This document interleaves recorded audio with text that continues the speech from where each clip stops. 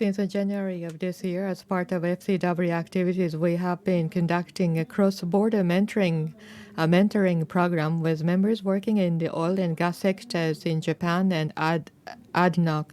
The cross-border mentoring program was a first attempt for us. So today we are pleased to welcome Ms. Fatema Al Nuaimi, representative ADNOC, who will be speaking with Dr. Ali, JCCP's mentoring coordinator. So Ms. Fatema and Dr. Ali, please. At JCCP, I serve as a senior fellow. My name is Ari. Very pleased to meet you.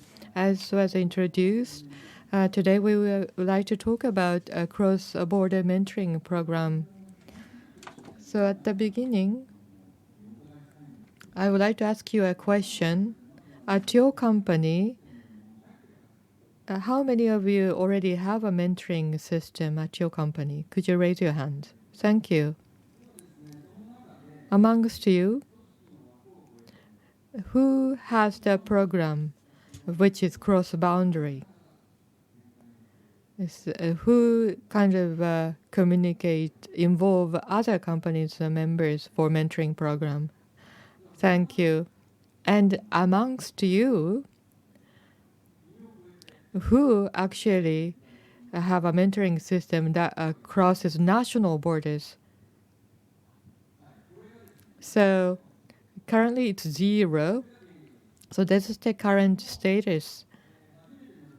So for the first time, we proposed this, and then we sort of developed this cross-border mentoring program, and the leader of this effort was Ms. Fatema Al Nuaimi.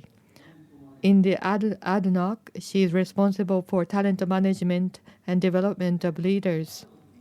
And in ADNOC, she contributed to establishing a mentoring system. So she has a very robust track record. So she proposed this program, and this was introduced to FCW. So Ms. Fatema, floor is yours.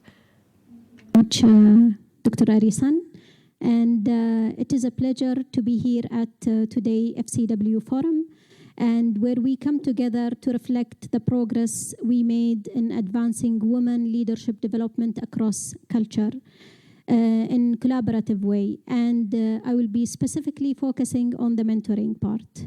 So it is important for us first to know about practices that we do at ADNOC. So at ADNOC, mentoring is not an isolated activities. It's actually integrated part of our culture and leadership development strategy. Our commitment to mentoring, it is actually seems to be across border, and also it is part of our vision. To make sure that we build a robust, ready workforce, not only for our company, but also for our nation.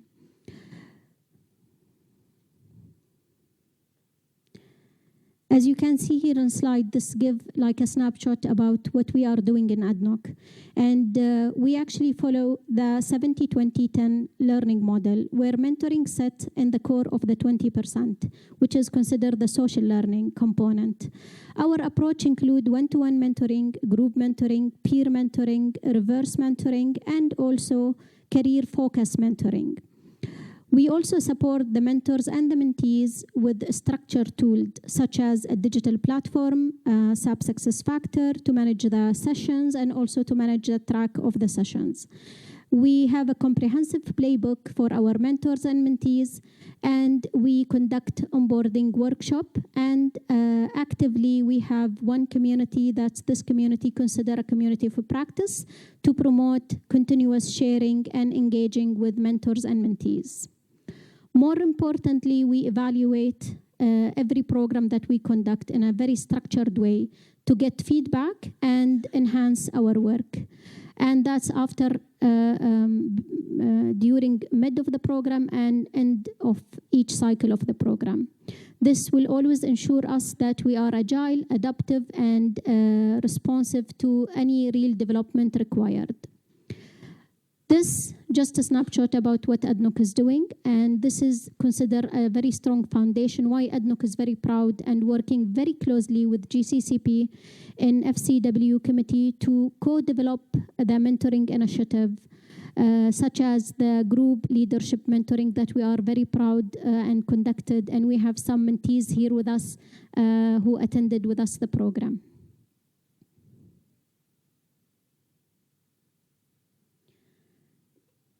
So our journey is actually began on December 2024, where we kicked off the initiative, and it started first with a knowledge sharing session with the Japanese HR leaders to make sure that we introduce ADNOC structure program and approach and how we are building common ground for collaboration.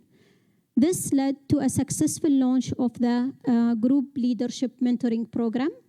And in this group leadership mentoring program, we actually collaborate very closely with the JCCP, running from February to April 2025. This was a virtual initiative designed to promote cross-culture exchange leadership development and knowledge transfer between ADNOC and our Japanese partner. We had 7 mentees nominated from Chiyoda, Cosmo, INOS, INPEX, and GJC. And we paired them with 4 experienced mentors from ADNOC executive leaders. The pilot began with a structured nomination process in collaboration with GCCP, then followed by training need analysis to make sure that we actually design and tailor the program for the needs. And then we internally match the mentors based on these needs to personalize the journey of the development. The structure journey included initial orientation and initial orientation for our mentees, and then a series of 4 sessions that focus on communication, leadership mindset, cross-functional collaboration, and culture sensitivity. Each session was encouraged. We encourage our mentees to have this kind of dialogue with our mentors, and we had a high-level engagement and curiosity from our mentees, and that's showcasing the powerful of potential of a cross-boundary mentoring to break the silos and also to challenge the assumption and unlock any new ways of thinking. In the implementation, we actually measure the feedback and the evaluation of the program. So we had a very good feedback, positive feedback from our mentees and from our colleague and HR leaders in the Japanese companies, emphasizing on this important program. And we also get some enhancement areas that required to be rolled out in the second cohort. So just a highlight about the session, each session brought a unique insight, whether it's related to the body language, communication, leadership mindset, and it's helped the mentees to develop their skills, and also the mentees we received from their side actually appreciation for having this kind of conversation. And thus led me to my highlights about the 4 sessions that we conducted. The 4 sessions, as you can see here, this is a snapshot from engagement that happened between our mentees and our mentors, with an overall rating of the session, which is a very good rating, almost excellent. So I want to thank our GCCP team and mentees for engaging in this sessions. This led us to last segment, as I was glad actually that Dr. Arisan asked who did a cross-mentoring program or cross-border mentoring program previously, and nobody raised their hand. And I think this is an opportunity to have participants in this program. So this program is based on the lesson learned that we took from the first program. This will be an enhanced pilot. And this program actually will be refined and format and edited based on what we heard from our mentees and HR with the key adjustment, such as we will detail the selection process for the mentees. We will structure more the training need analysis. Finally, we will be flexible in doing a session virtually and in person. And it will be a journey of 10 months of collaboration and working together with the mentees and mentors. It will include mentors and mentees from both side nation, from Japanese and also from the UAE. And in conclusion, I want to say that the mentoring is more than a development activities. It's actually a growth mindset, and it supports the culture, understanding, and building a leadership capabilities. Together, we are not only shaping the future of the leaders, but we also creating a model for collaboration that bridge East and West and bring innovation and a new mindset. So thank you.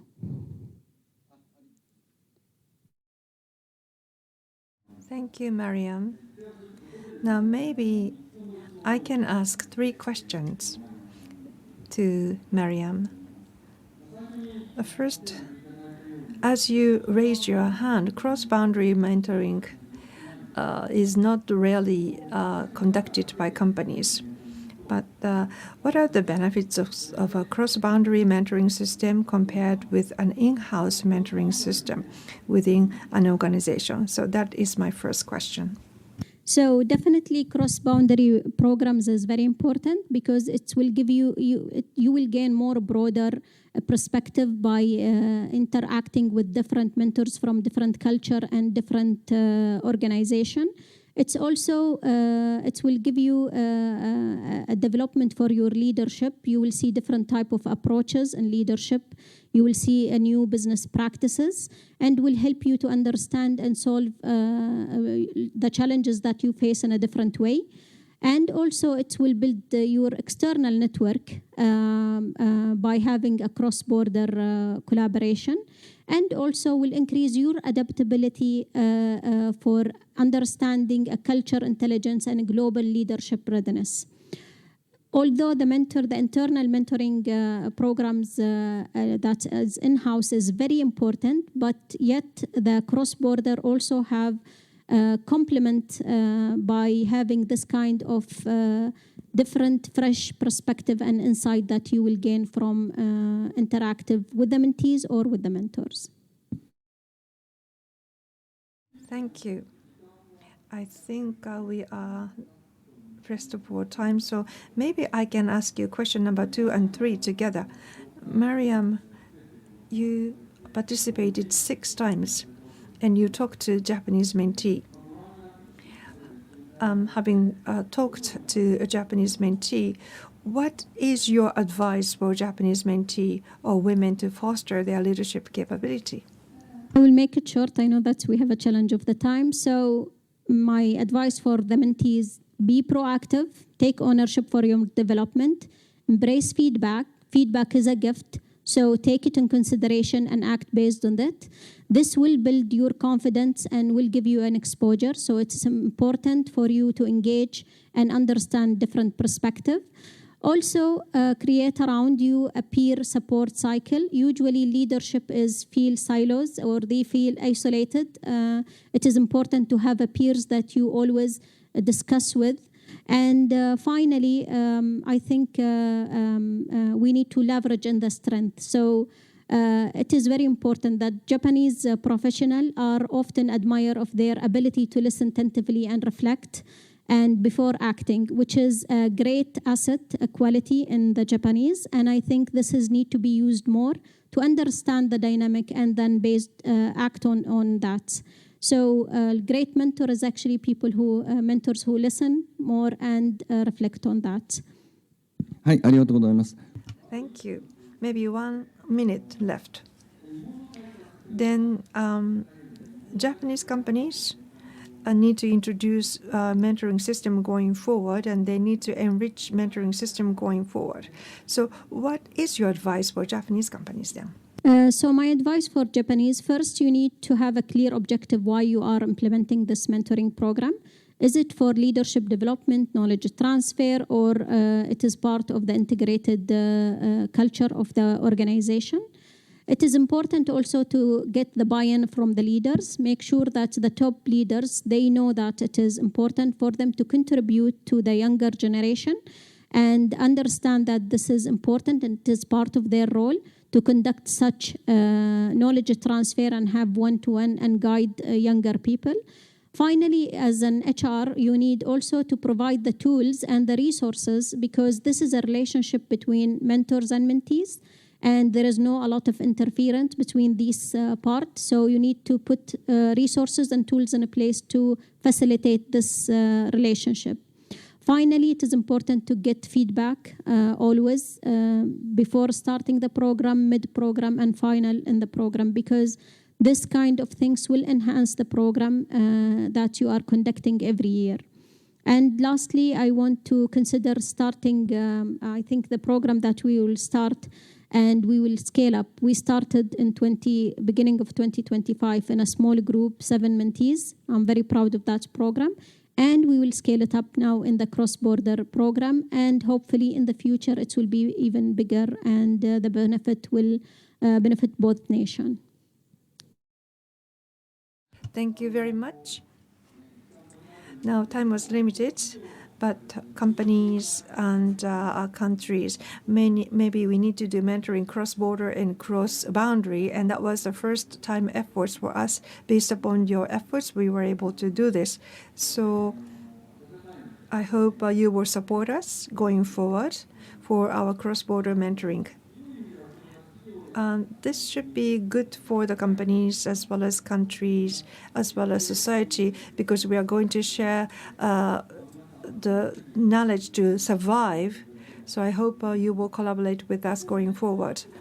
Now, I see some mentees in the audience, so maybe we can ask you to raise your hand or maybe stand up, if I may.